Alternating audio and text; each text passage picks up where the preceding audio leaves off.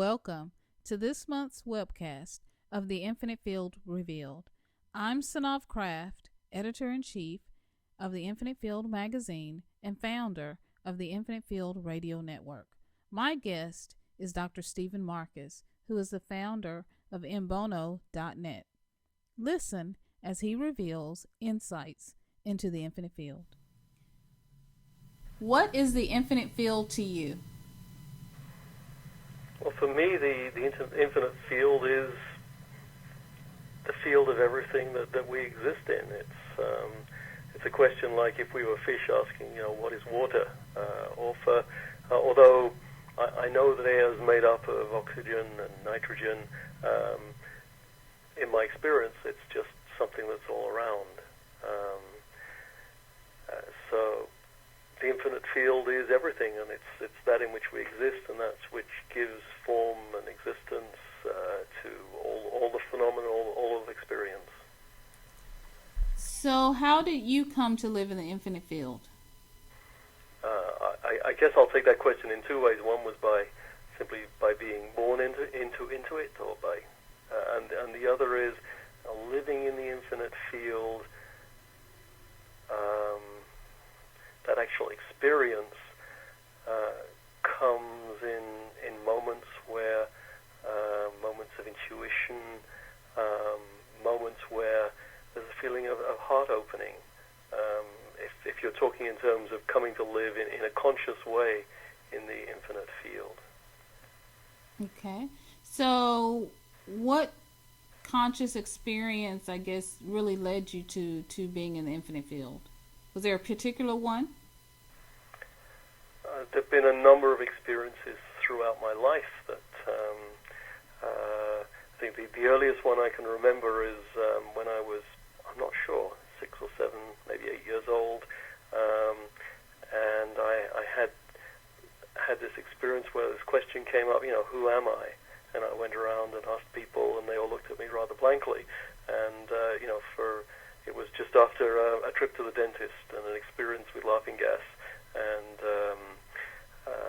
for a few days I was going around asking this mind-blowing question, and then it went to sleep again. And then some years later, other experiences like this came up in my teens, and again in my 20s, and they were times of feeling connected to everything.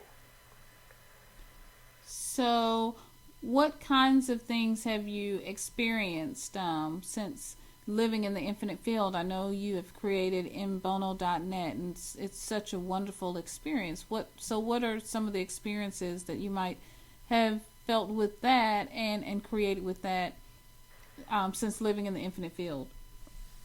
Well, I've been living in the infinite field for a little bit over half a century, which is how old I am. So I don't consider that there's a time when I wasn't living in the infinite field and now I am.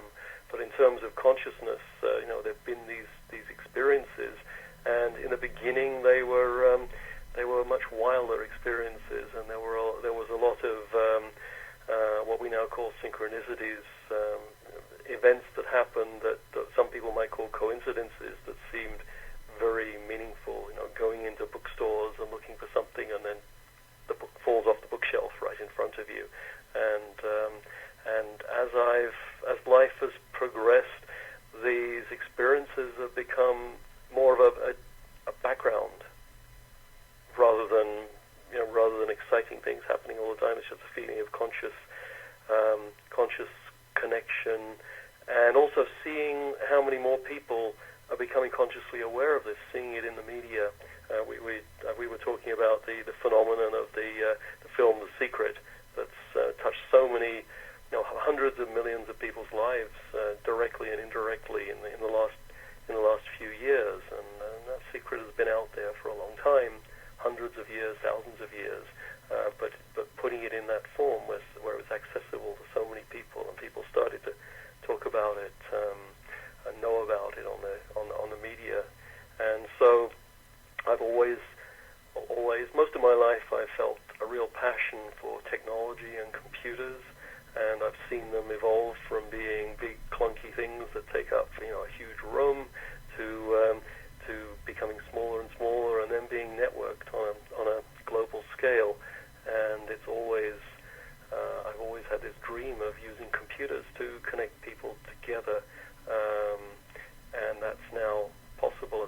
levels, and there's so many people doing it. So I don't have to do it alone. I just have to provide some tools that support that process, and that's what Embono.net is for me. And so what advice would you give others who desire to live at a higher consciousness, or what I call the infinite field?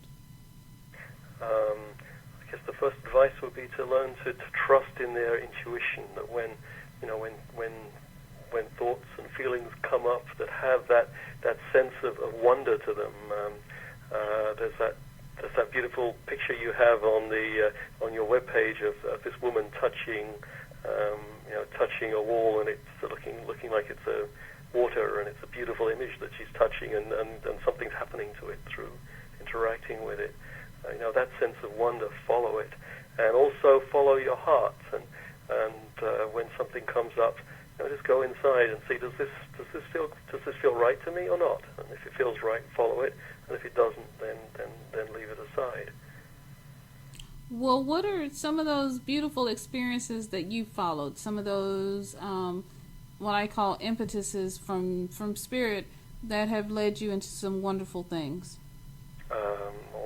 One we were talking about earlier was meeting my wife Barbara, and we had an amazing connection up a mountain at a very special meeting back in 1984, and we lost touch actually since then until 2001, where I happened to find I just so happened, as some might say, to find a photo of her, look her up on the internet, and get a whole list of phone numbers that might be her, and have her answer the very first number I called,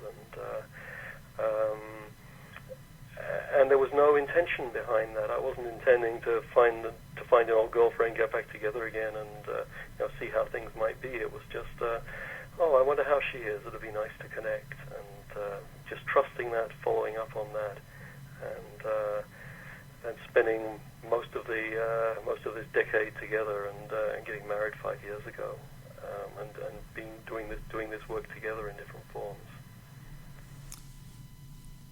Thank you so much for taking your time with me today, Dr. Stephen. Okay, well, thank you very much, and thank you for the work that you're doing with your magazine. It's a really fantastic contribution.